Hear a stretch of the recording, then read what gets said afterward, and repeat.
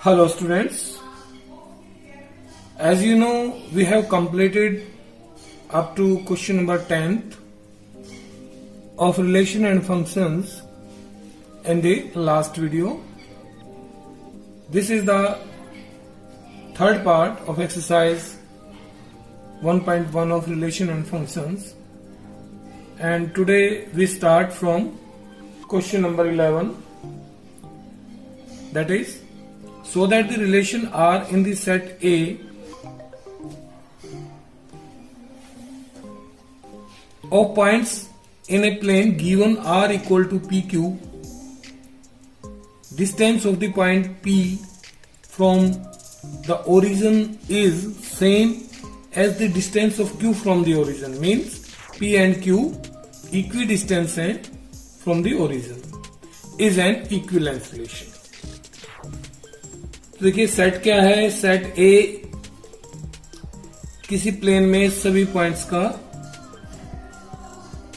Set है जो origin से इक्वी डिस्टेंस पर है, ये रिलेशन है. तो रिलेशन नोट कर लेते हैं हम. R equal to P Q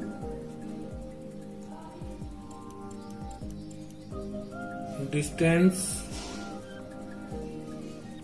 of point P from origin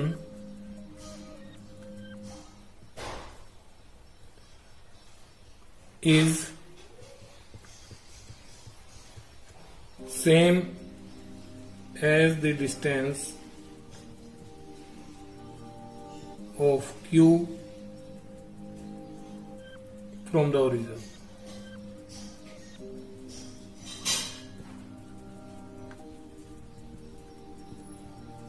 ये रिलेशन है. तो रिलेशन को आपने प्रूव करना है कि it is an equivalence relation, means ये रिफ्लेक्सिव भी होगी, ये सिमेट्रिक भी होगी और ट्रांजिटिव भी होगी. तो रिफ्लेक्सिव के लिए देखते हैं. सबसे पहले तो आप ये देखिए कि रिफ्लेक्सिव में लिख सकते हैं और आपको नजर भी आता होगा कि पॉइंट P का ओरिजिन से जो डिस्टेंस है, पॉइंट P का ओरिजिन से जो डिस्टेंस है, पॉइंट Q का भी ओरिजिन से डिस्टेंस उतना ही है, दोनों डिस्टेंस इक्वल है. तो रिफ्लेक्सिव में क्या लेंगे? It is clear that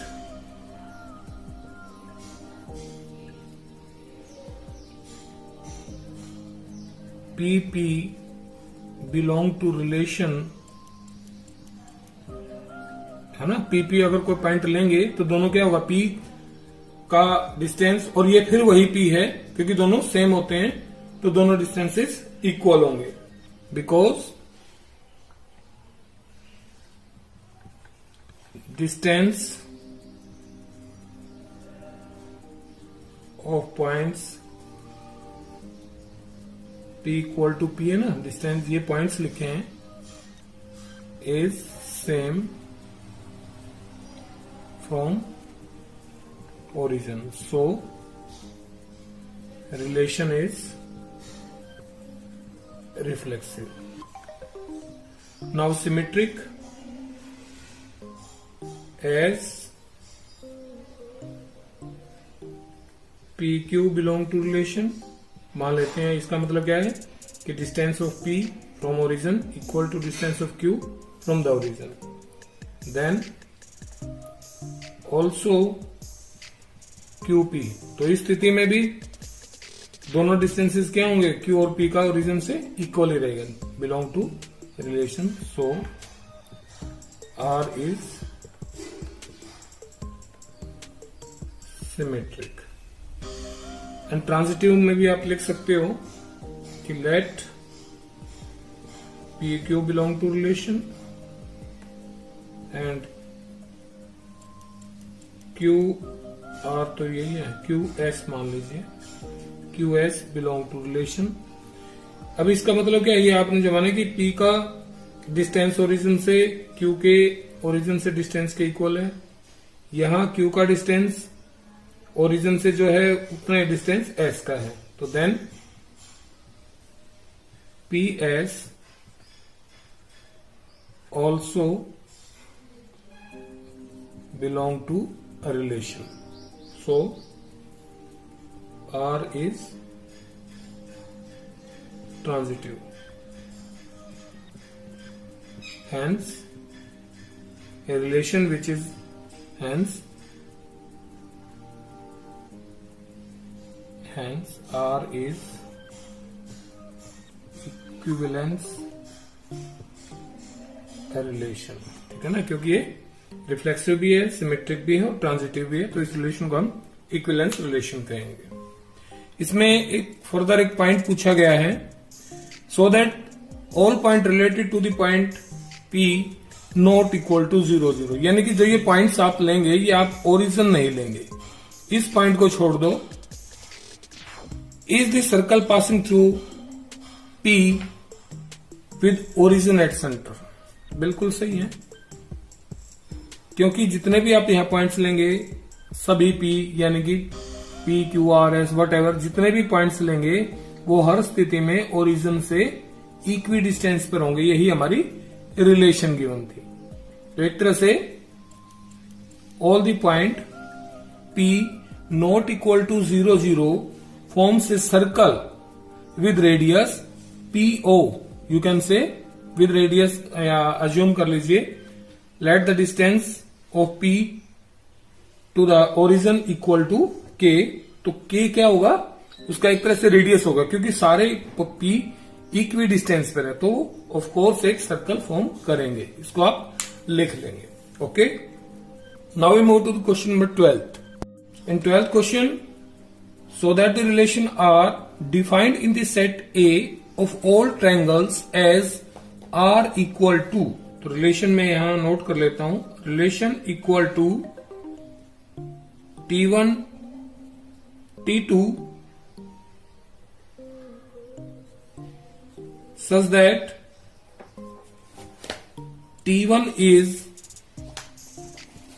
similar to T2. Similar to T2. ये हमारे रिलेशन है. और सेट क्या है, set of all triangles. Set ए हमें सभी ट्राइंगल्स का सेट दिया गया है.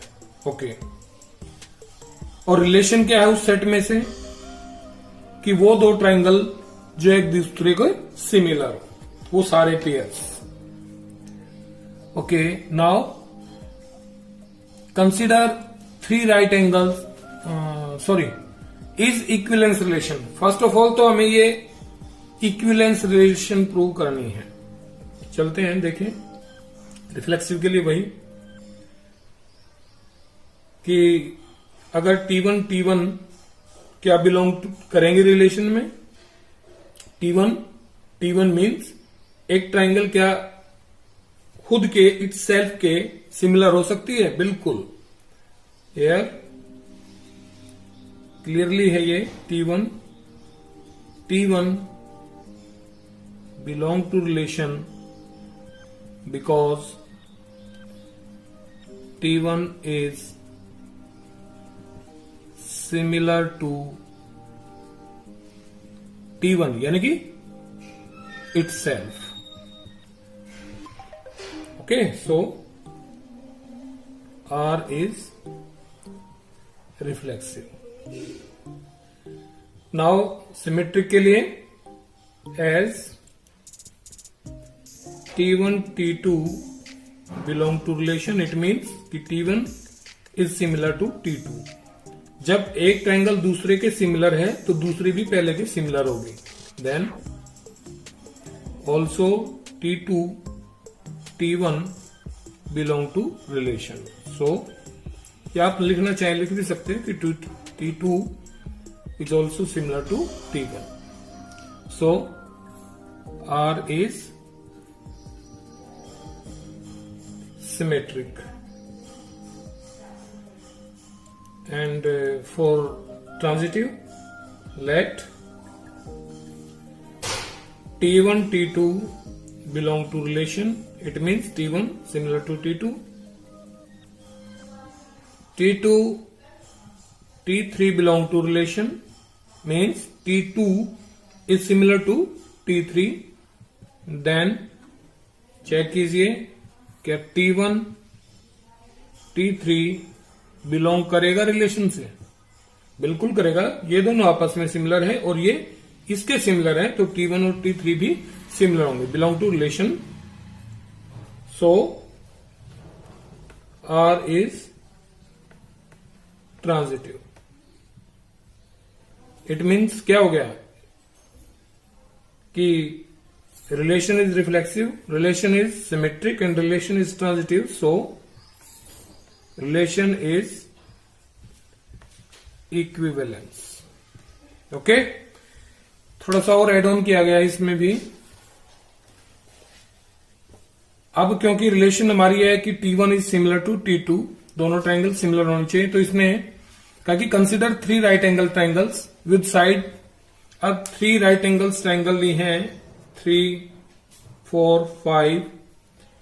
एक ट्रायंगल की साइड्स हैं T1 और साइड्स ऑफ T2 5, 12, 13। लिखना तो आपको वैसे ही प्रॉपरली है, मैं आपको बता देता हूं इसमें।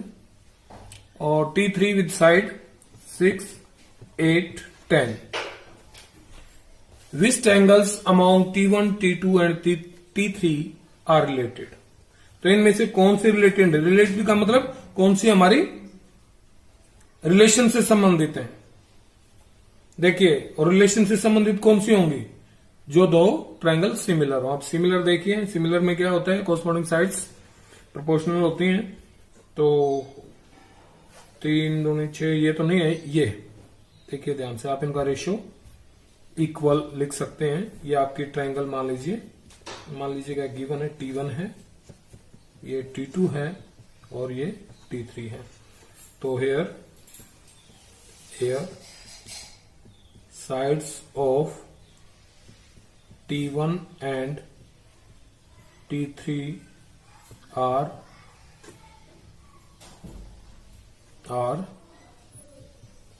proportional,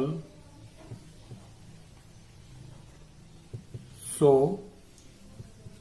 T1 and T3 are related। ठीक है, ये तो नहीं होगी क्योंकि ये सिमिलर नहीं है इनके।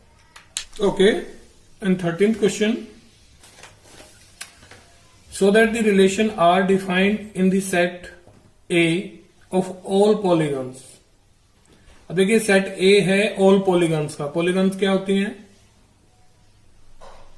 ऐसी फिगर जिसमें 3 या मोर देन 3 साइड्स की फिगर्स हो सारी।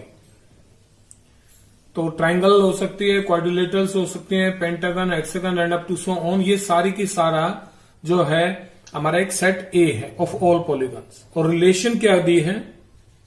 And relation is defined as R equal to P1 P2, और दोनों को डिफाइन किया है such that P1 and P2 have same number of sides,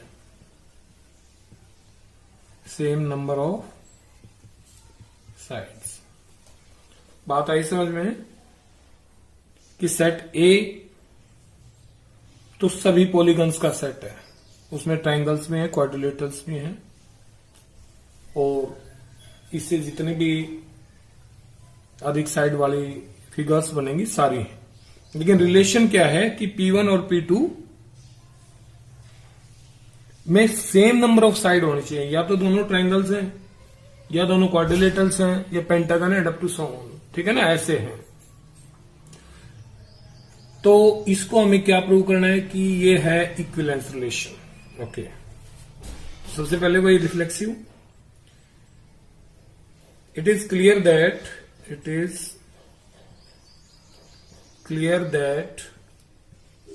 P1 है ना, P1 हैव सेम साइड्स है ना, क्योंकि P1 क्या है और दूसरा P1 भी वही है, तो सेम पॉलीगन रिपीट हो रहा है।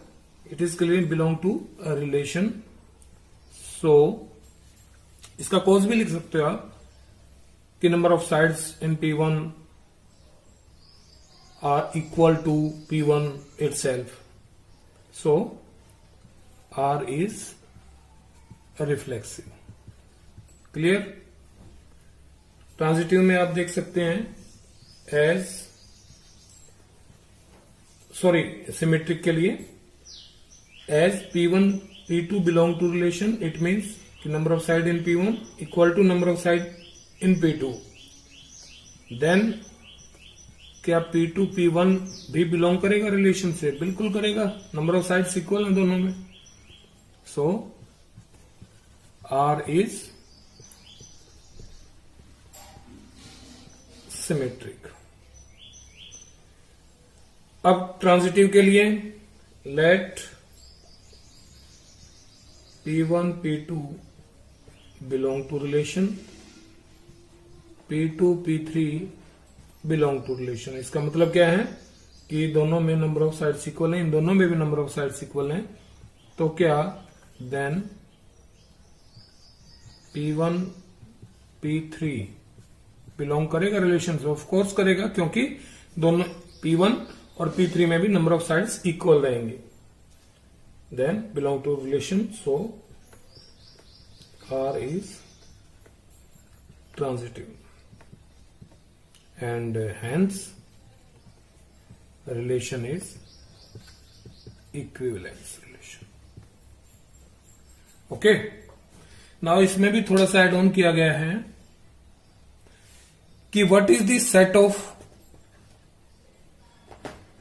What is the set of all elements in A related to right angle triangle with side 3, 4, 5. देखिए एक ट्राइंगल गिवन है, कुछ भी नहीं है ये, 3, 4, 5 ट्राइंगल्स की साइड है. तो आप लिख सकते हैं number of sides in triangle equal to 3. तो जो सेट बनेगा है ना, व्हाट इज द सेट? तो वो सेट बनाना है जो 3 साइड वाली पॉलीगन्स को रखता हो. मीन्स देयरफॉर, नहीं पहले आप लिख लीजिए number of sides equal to 3, जो ये राइट एंगल गिवन थी.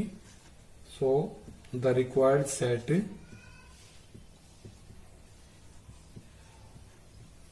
Consist of all triangles. And now the 14th question. Let L be the set of all line in XY plane. L हमें set given है सभी lines का किसी XY plane में, वो कैसे भी हो सकती हैं.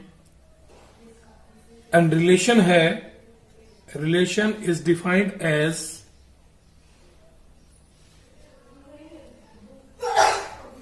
L1 L2 such that L1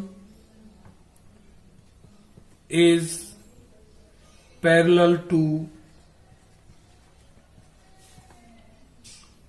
L2. Okay, so we have to prove that R is an equivalence relation. चलिए वहीं से स्टार्ट करते हैं. फिर रिफ्लेक्सिव रिलेशन है हमारी कि ये दोनों लाइंस पैरेलल होंगी. तो for reflexive it is clear that L1 is parallel to L1 itself. So L1 belong to relation. Therefore R is reflexive. R is reflexive. Clear? Symmetric के लिए as L1 L2 belong to relation, means दोनों line parallel है, तो L2 भी L1 के parallel होगा. So L2 L1 also belong to relation as L2 is parallel to L1, so R is symmetric. आप इनके कोज साथ साथ लिखें, बहुत बढ़िया रहेगा। ट्रांजिटिव के लिए late L1 L2 belong to relation, it means L1 is parallel to L2, L2 L3 belong to relation, it means L2 L3 के पैरेलल है, यानी कि L1 L2 दोनों पैरेलल, L2 L3 ये दोनों पैरेलल। तो इट मीन्स क्या ये इसके पैरेलल नहीं होगा? ऑफ कोर्स होगा, है ना। So and hence L1 L3 belong to relation. कारण आप लिख सकते हैं so R is transitive, hence relation is equivalence relation. Clear? अब आगे इसमें पूछा गया कि so that R is an equivalence relation, find the set of। अब देखिए लगभग हर क्वेश्चन में सेट ऑफ पूछा गया है कि सेट बताइए कौन सा होगा। तो find the set of all lines related to the line y equal to 2x plus 4। तो जो गिवन लाइन है थोड़ा क्लियर कर लें।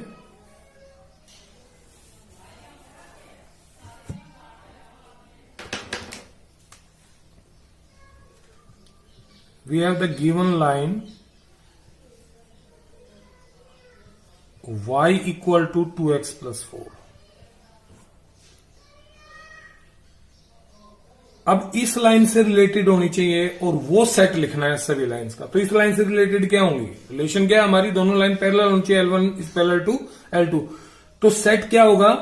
उन सभी लाइंस का सेट होगा जो इस लाइन के पैरेलल होंगे। बात समझ गए ना? तो पैरेलल कैसे पता चलता है? जब दो लाइंस का स्लोप इक्वल हो। तो स्लोप ऑफ द लाइन क्या है इसका? Here slope of line equal to 2 mx plus c। सही है, slope 2। Therefore all lines related to y equal to 2x plus 4 r किस फॉर्म में होंगी? फिर उसकी इक्वेशन क्या बनेगी? R y equal to 2x plus C. तो ये जो लाइंस होंगी सारी की सारी, इन लाइंस का सेट हमारा रिक्वायर्ड सेट होगा जो इसने पूछा है। ठीक है, लिख लेंगे। Okay, and now the 15th question. आप देख रहे हैं कि 15th and 16th are multiple choice question and these are very important for examination. आपको केवल टिक करना है, लेकिन हम थोड़ा सा डिस्क्राइब कर लेते हैं।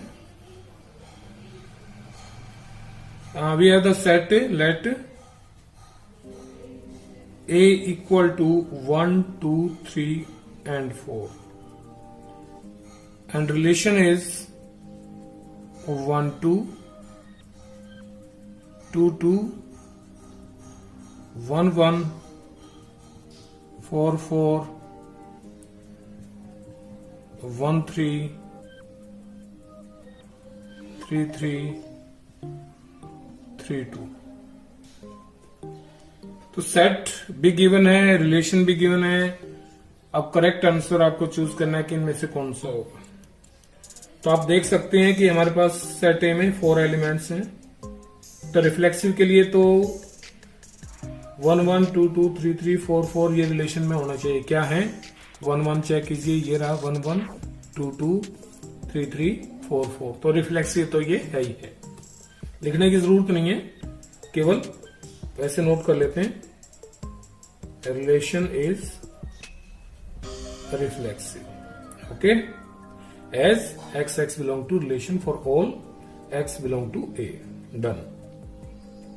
सिमेट्रिक के लिए यहीं से चेक कर लें। एज 1 2 बिलोंग टू रिलेशन, तो 2 1 भी होना चाहिए। 2 1 ढूंढिए। 2 1 तो नहीं है ना, बस यहीं से पता चल गया कि R is not symmetric as 1 2 belong to relation but 2 1 not belong to relation. Okay, तो रिफ्लेक्सिव है, सिमेट्रिक नहीं है। ट्रांजिटिव के बारे में पूछ लेते हैं क्योंकि ट्रांजिटिव ऑप्शंस में है, तो यहीं से देख लें। As 1 2 belong to relation, 2 2 belong to relation, then 1 2 भी होना चाहिए। ये रहा, यहां से यहां बन रहा है तो 1 3 3 3 है, तो 1 3 भी होना चाहिए। वो रहा 1 3 2 है, ठीक है बिल्कुल। तो R is reflexive, oh sorry, so R is transitive. तो रिफ्लेक्सिव है, सिमेट्रिक नहीं है, ट्रांजिटिव है। तो ऑप्शन कौन सा है ये? ए ऑप्शन है, R is reflexive and symmetric. नहीं, ए नहीं है। बी ऑप्शन है, R is reflexive and transitive but not symmetric. बिल्कुल सही। तो हमारा आंसर क्या होगा? ऑप्शन होगा B. Okay, now the last and final question of the exercise, it is question number 16th, and in 16th question we have let R be the relation in set N given by R equal to, relation given है AB such that A equal to B minus 2 and B greater than 6, then choose the correct answer. और set क्या आपका? N है, natural numbers का set है, तो natural number में ही choose करना है। आंसर भी आपके ए बी सी और डी सारे नेचुरल नंबर में ही हैं। अब चेक कीजिए, ये रिलेशन है आपकी, ये किस ऑप्शन को सेटिस्फाई करती है। इसका मतलब देखिए, पहले तो ए इक्वल टू बी माइनस 2, यानी कि जो ऑप्शन में ए यानी कि फर्स्ट पॉइंट पर है, जैसे ए आपका है 2 4 belong to relation, correct choose करना है। एंड बी ऑप्शन है 3 8 belong to relation, C option है 6 8 belong to relation, and D option है 8 7 बिलोंग टू रिलेशन। तो क्या फाइंड आउट किया आपने कि जो फर्स्ट नंबर पर एलिमेंट है वो सेकंड वाले से 2 कम है, इट इज 2 लेस। तो 2 कम जरूरी है, यहां 2 कम है, ये हो सकता है ये 3 कम है, ये तो बिल्कुल नहीं होगा। ये भी 2 कम है, ये 2 कम नहीं है, ज्यादा है, ये भी नहीं होगा। यानी कि अब बात रहेगी ए और सी। और बी की वैल्यू भी डिफाइन की गई है कि बी ग्रेटर देन 6, बी की वैल्यू 6 से बड़ी होनी चाहिए, तो बी सेकंड 6 से बड़ी, ये नहीं हो सकता। बी की वैल्यू 6 से बड़ी और बी ए से 2 ज्यादा या ए बी से 2 कम, तो आंसर क्या बन गया? C is your correct answer. Okay students, we have completed exercise 1.1 of relation and functions. So please try. अगर आपको कोई परेशानी है, कोई दिक्कत है, तो आप मुझे कमेंट बॉक्स में लिखें, प्रॉब्लम सॉल्व कर दी जाएगी। नेक्स्ट हम फंक्शंस पढ़ेंगे। Thank you. अगर आपको यह वीडियो पसंद आई है तो चैनल को लाइक करें, शेयर करें और सब्सक्राइब करें।